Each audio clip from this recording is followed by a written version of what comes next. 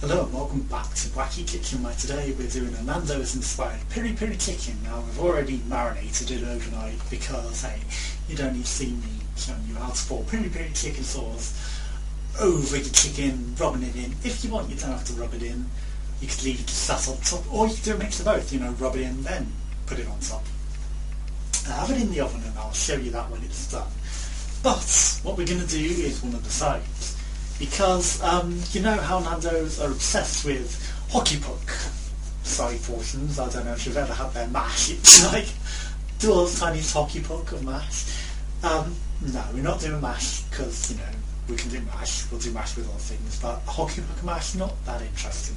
What we're going to do is try and invent something new. We're going to have some of that couscous that we had in the chicken tagine pack for 26p that I had left over. So we're going to do that with some of the butternut squash in hockey pucks.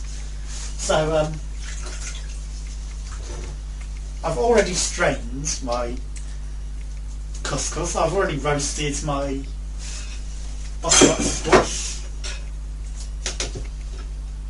So now that we've boiled our couscous and rinsed it off and strained it, we're going to mix it together with our butternut squash, which obviously the skin comes off really easily. I have frozen it since roasting it. Now, it is still a bit frozen, unfortunately, which is an issue. So we're just going to sort of sit it in it and hope that it takes. But you get the idea. What we're going to do is mix it in. Yes, it's slowly starting to fall apart. Now if it's fresh roasted, you won't have this problem. Also, if you don't have your fork on your plate, you'll have a much easier time of this than I am having right now. Then, once we've done this, we have some hockey puck containers good to go. We're going to put them in with a bit of spice. We're going to put some spice into the mix as well. So I'm just going to hold on to that so that it defrosts a bit better, because it's close enough to defrosting, but not quite there. I did have it in to defrost. Good old spice mix. Now I could have used the tagine mix that is there on the side as well. Whatever you want to put in it, spice, but don't have it the same as your piri piri. Don't use piri piri sauce.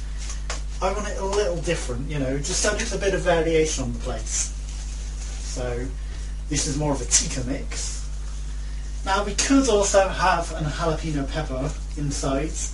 I'm debating, should I, shouldn't I? I don't think I can, because we want to keep this as different as possible.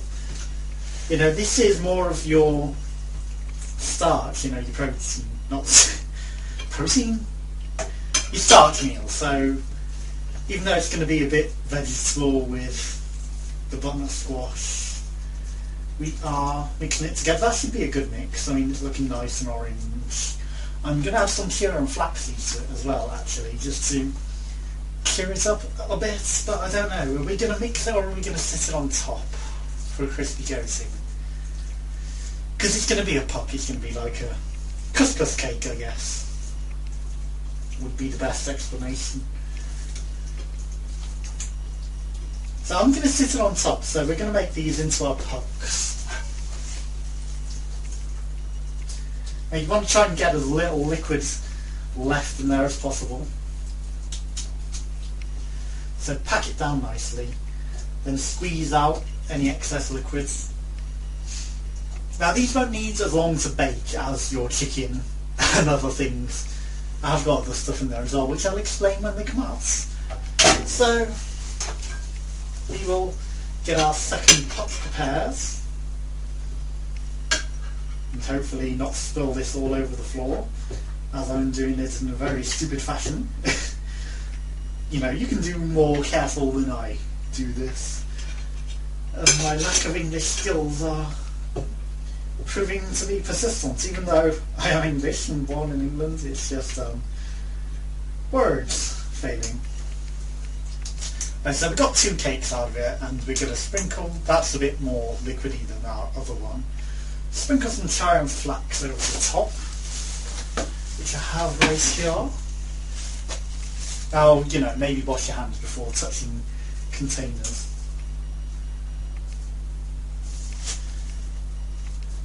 Also, if you get a bit of a spoon, you can get a more even mix, and I will wipe that down afterwards, it's just for the rushing of the cooking. And you can also add the leftovers off your hands into there. Put them into the oven. They probably need about 10-20 minutes maximum, whereas the chicken, depending on how you're cooking it, if it's in a container like I'm doing it, then it's going to need longer. But if it's open on a flat sheet, then it'll cook quicker. But make sure it's cooked in the middle. Okay, so we started off with some of our leftover superfood salad, and I've cut a slice of giraffe bread to go with it, and we will dress our plate from there. Now I've got this here, Piri Piri sauce, which is what I've used to marinate it in. Now I did marinate it and then I added a bit extra when cooking because I started with the chicken underneath all of the chips, and it's easy to show you.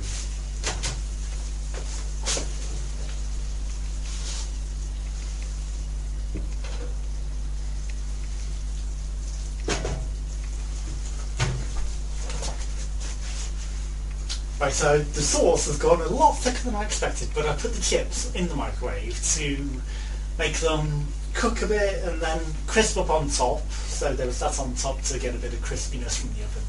Then I've sat them underneath the chicken so the chicken will brown off and cook off. Then, because they were sat on top, I added some extra Piri Piri sauce back on top, just to maintain the Piri Piri-ness of it all. Now our chicken looks done, but it could possibly be crisped up a bit more so the skin is a bit crispier. But it's cooked, and that's all that matters. And crouching is very bad for your breath. I've noticed crouching while talking makes it very hard. Right, so our chicken, nicely done. Obviously we've got our Piri Piri chips in there as well, if I can get them to actually stay on my fork without breaking up.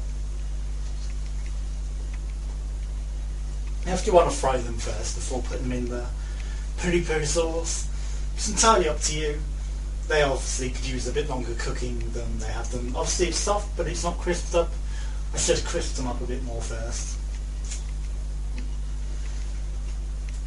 And I got our chanterelle carrots, which again I've cooked in there, so they've got a nice Piri Piri coating. We can add a couple of those to our plates as well.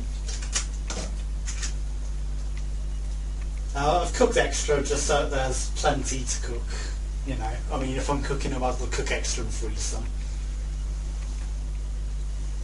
That is the way I cook.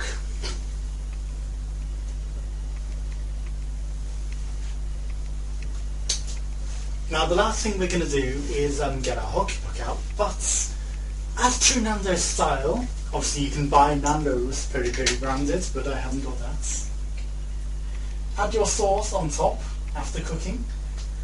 So you've got a bit extra. I tend to go for the extra hot sauce prior to cooking and the really mild after, because I get carried away with putting the sauce on. So if you have it nice and extra hot to marinate and then cook, and then the light lemony sort of stuff after, it's lemon, mustard, chili mixed, spices mixed, chili, so there's a lot of stuff in it. I don't know whether you want to make your own. If you want to look up your own Piri Piri recipe, I'd recommend doing that rather than following the recipe that's on the thing.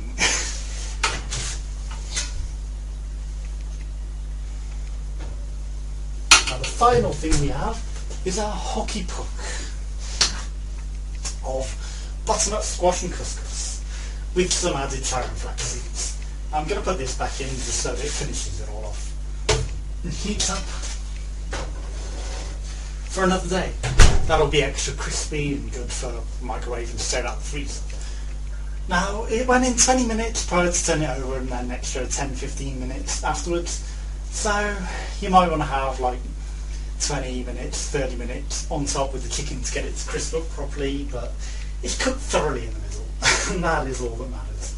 It was 200 degrees, then I turned it up for the last 10 minutes to 250. And our hockey puck, if you let it cool, it will come out a bit easier, but, you know. Obviously, letting it cool will make it, keep its integrity a bit better as well. Also, getting rid of the liquid, so that it was less liquidy than I had it, might help.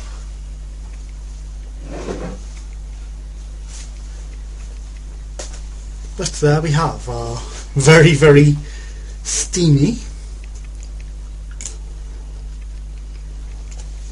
butternut squash couscous as a side dish, you know, rather than chips or mash.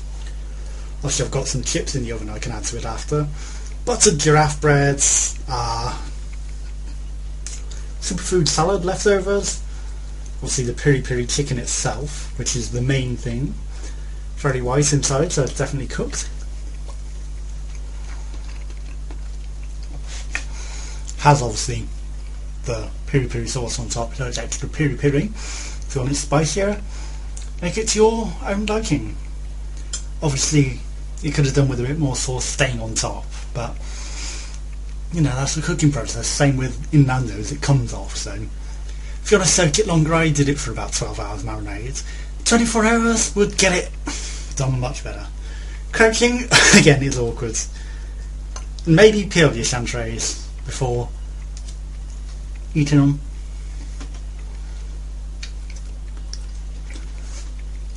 You can just do it like that and bite inside and eat it from the inside out. Nicely done. Got the piri piri tang to it as well, so very nice. All in all, I think that worked out quite well. Maybe I could have done with a bit better. You know, maybe make it in advance or refrigerate it so that it dries out or freeze it. Either way, I think it's a good alternative as a side dish to what they have in Nando's. Thanks for watching. Goodbye.